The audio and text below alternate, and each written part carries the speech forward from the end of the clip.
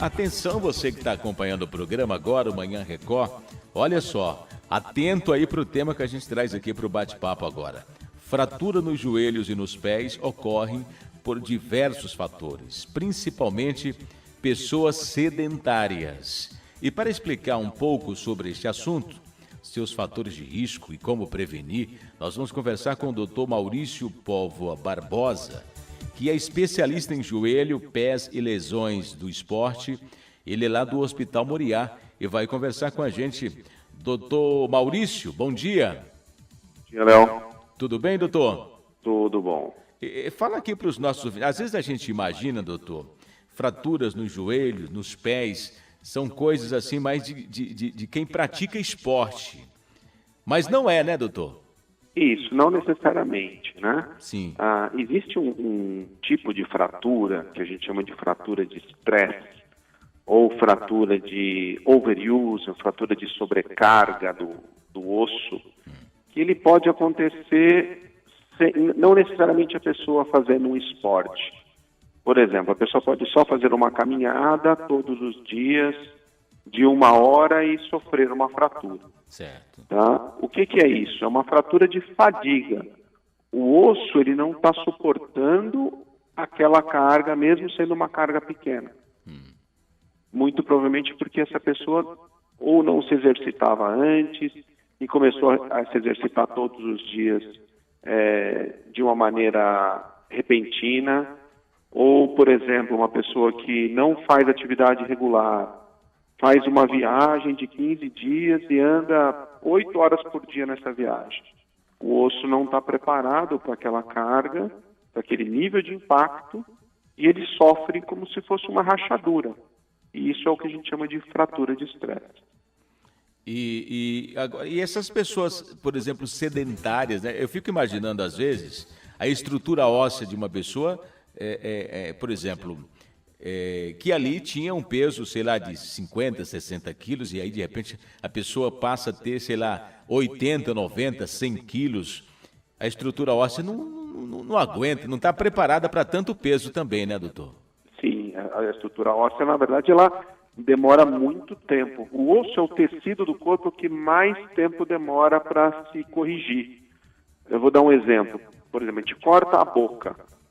Em 2 dias ela está cicatrizada, né? A pele, quando você faz um corte na pele, demora 14, 20 dias para cicatrizar. O osso demora 12 semanas, 6 meses. Então, é um tecido que ele demora para se refazer e se regenerar. E da mesma forma, para ele se corrigir. Se eu começo a fazer um treinamento, por exemplo, de musculação ou de corrida, o meu pulmão rapidamente ele responde, o meu coração rapidamente ele responde, mas os meus tendões eles demoram um pouco mais e o meu osso demora muito mais. Então eu tenho que crescer no meu treinamento de uma maneira lenta e contínua.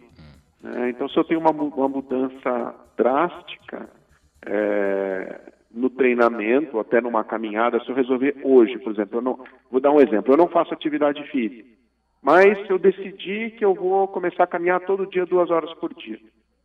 Se eu começar a fazer isso do nada, eu provavelmente vou sofrer algum tipo de fratura de estresse ou uma tendinite. Eu não posso sair do nada para uma quantidade grande de caminhada. E o senhor aconselha a pessoa, então, começar aos poucos, é isso? Sim, você tem que ter um crescimento gradativo, né? Sim. Então, se você não faz nenhuma atividade física, comece fazendo uma caminhada de meia hora, 3 vezes por semana. A hora que você conseguir caminhar essa quantidade de uma maneira muito fácil, com uma frequência cardíaca boa, você aumenta um pouquinho mais e você vai aos poucos aumentando essa quilometragem. Ficar atento também ao calçado que você usa.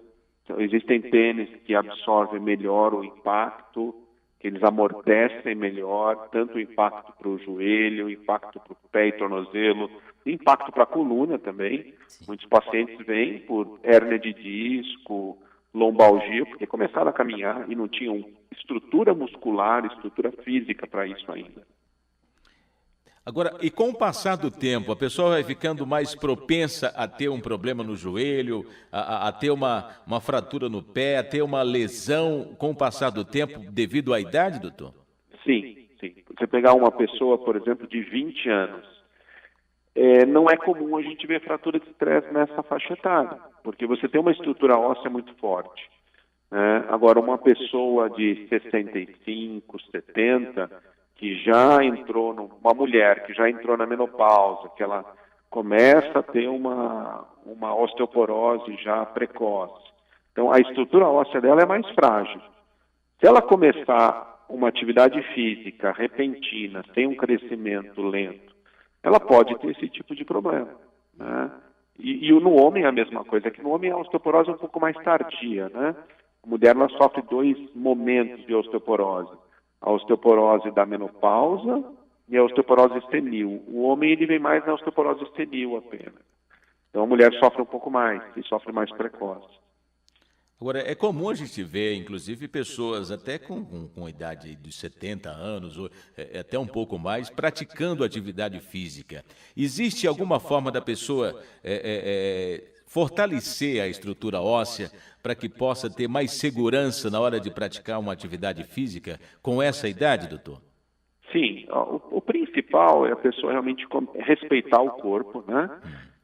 Começar um planejamento de uma atividade física que seja 2 a 3 vezes por semana, fazer um fortalecimento, uma musculação, de preferência orientado por um educador físico, né? O educador físico das academias, o educador físico que frequentam os prédios, as academias dos condomínios, né?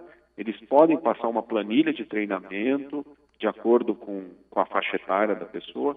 E a musculação, ela fortalece o osso também, não é só a caminhada, né? Então, a pessoa tem que fazer um pouquinho de caminhada, um pouquinho de musculação, uma bicicleta ergométrica para melhorar a condição cardiovascular, cardiopulmonar, e, ao mesmo tempo, ir melhorando essa resistência óssea. Tá ok. Doutor Maurício, eu quero agradecer a sua participação aqui no programa. Se o senhor tiver alguma dica interessante, algo que a gente não tenha abordado aqui nesse bate-papo e queira também deixar como alerta aqui para os nossos ouvintes, o senhor fica à disposição e desde já agradeço a participação aqui no nosso programa. Tá.